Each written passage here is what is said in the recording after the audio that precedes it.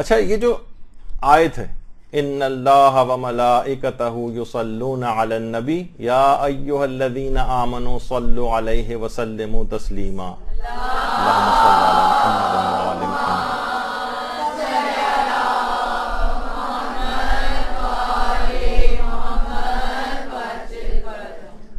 اچھا یہاں پر اس آیت میں یہ ہے کہ اللہ اور اس کے فرشتے پیغمبر پر درود بھیجتے ہیں، تو اے صاحبان ایمان تم بھی پیغمبر پر درود بھیجو اور ان کو یسلم و تسلیمہ، اور وہ اس کی خیر ایک الگ وہ ہے تفسیر.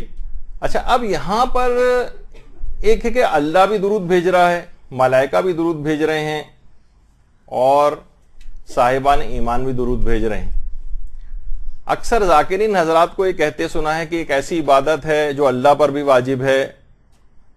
اس انداز سے وہ اس کا ذکر کر رہے ہوتے ہیں کہ جیسے پروردگار کے اوپر بھی کوئی چیز واجب ہوتی ہے. عبادت کے اعتبار سے پروردگار پر کوئی چیز واجب نہیں ہے، وہ تو خالق ہے، وہ مالک ہے سب کا.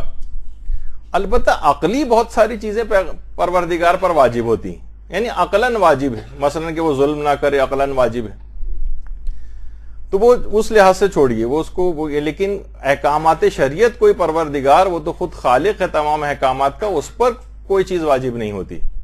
تو پھر اللہ جو درود بھیج رہا ہے اور ملائکہ جو بھیج رہے ہیں اور جو صاحبان ایمان بھیج رہے ہیں، اس کا کیا مفہوم ہے؟ علماء کہتے ہیں کہ اللہ کا درود الگ ہے، ملائکہ کا درود الگ ہے، اور صاحبان ایمان کے درود کے الگ معنی. اللہ کا جو درود ہے وہ یہ ہے محمد و آل محمد علیہ السلام پر رحمت کا نزول. یعنی اللہ کا جو درود بھیجنے کا مفہوم ہے وہ یہ ہے کہ پروردگار مسلسل محمد و آل محمد پر اپنی رحمتیں نازل کرتا ہے. اور ملائکہ کا درود یہ ہے کہ وہ محمد و آل محمد کی حمد و ثنا میں مصروف رہتے ہیں، یہ درود ہے ان کا. اور صاحبان ایمان کا جو درود ہے وہ محمد و آل محمد علیہ السلام کے لیے بلندی درجات کی دعا ہے. اللہم صل علی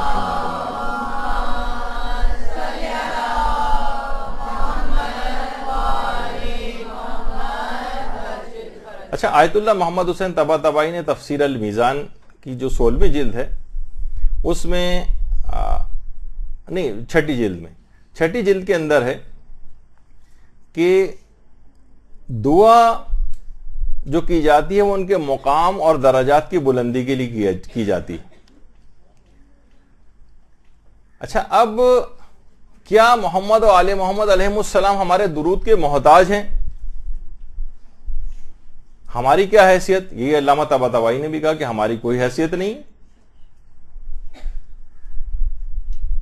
ہماری تو دعا کے محتاج نہیں ہے، لیکن محمد و آل محمد علیہ السلام اللہ کے محتاج ضرور ہے، وہ اللہ کے محتاج ہے. طباطبائی سے جب یہ سوال پوچھا گیا تو انہوں نے کہا واقعی ہماری کوئی حیثیت نہیں ہے. ہماری کیا حیثیت؟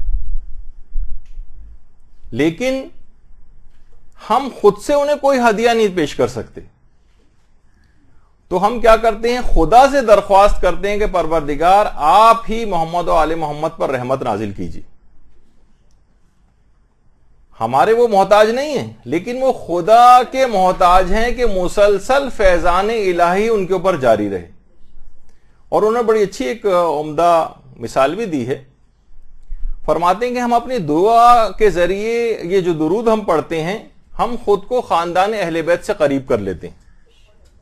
انہوں نے مثال دی بڑی اچھی کہ اگر کوئی ملازم کوئی ملازم ہو، باغبان ہو، گارڈنر ہو، اور مالک اس باغ کا کوئی اور ہو، تو اگر وہ روزانہ اس باغ کے پھولوں کا ایک گلدستہ بنا کر وہ مالی اپنے مالک کو لے جا کر ہدیہ کرے، تو اس کا یہ عمل کیا مالک کی خوشنودی اور اس کے شخص کے تقرب کا وسیلہ نہیں بن جائے گا؟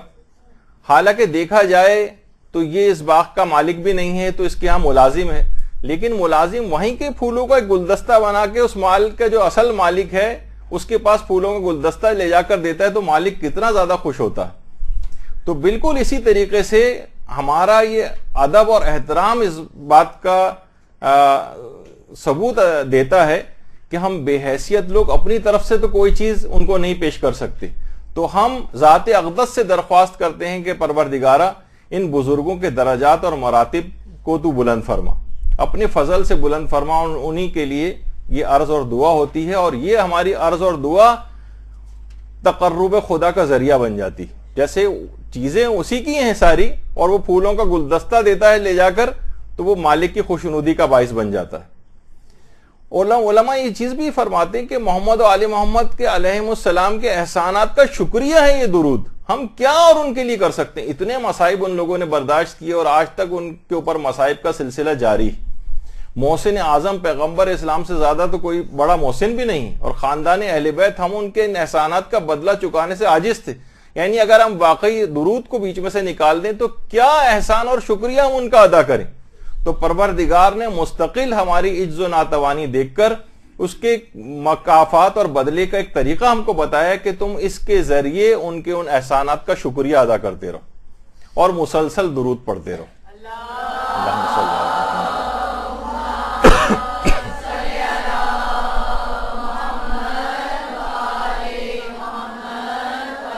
اب دیکھا جائے تو پروردگار ہم سے کہہ رہے کہ صاحبان ایمان تم درود بھیجو، اور ہم دعا میں کہہ رہے ہوتے ہیں اللہم صلی علی محمد وعلی محمد، پروردگار تو بھیج، یعنی وہ کہہ رہا ہے تم بھیجو، ہم کہتے ہیں تو بھیج، تو یہ کیا بات ہوئی؟ تو ہم یہ کہتے ہیں کہ پروردگار اصلاً ہماری کوئی حیثیت نہیں، ہم آپ سے ہی درخواست کرتے ہیں آپ اپنی شان کے مطابق زیادہ سے زیادہ جتنی چیزیں عطا کر سکتے ہیں، درجات بلند کر سکتے ہیں، محمد و آل محمد کے آپ ہی کرتے رہیے۔ اچھا، لوگ پھر ایک سوال یہ کرتے ہیں کہ جب اللہ اور اس کے ملائکہ درود بھیج ہی رہے ہیں تو ہماری کیا ضرورت ہے؟ تو دیکھیے، ضرورت کے اعتبار سے نہیں بھیجا جاتا ہے درود، یہ ان کی عظمت کو ظاہر کرنے کے لیے پروردگار نے ہر نماز کے اندر اور روزانہ کی بنیاد پر درود پڑھنے کی تاکید کی ہے تاکہ ان کی عظمت ظاہر ہوتی رہے، ورنہ تو دیکھا جائے تو پروردگار کو کون سی ضرورت ہے کہ اس کے لیے آپ نمازیں پڑھتی رہیں، لیکن اس کی عظمت اس سے ظاہر ہوتی۔ اور علماء یہ فرماتے ہیں کہ اگر پوری زندگی میں ایک بار بھی پیغمبر اور ان کی آل کی طرف سے جواب سلام آ جائے، ایک بار بھی، تو یہ اکیلا نجات کے لیے کافی۔ اللہم صلی اللہ علیہ وسلم۔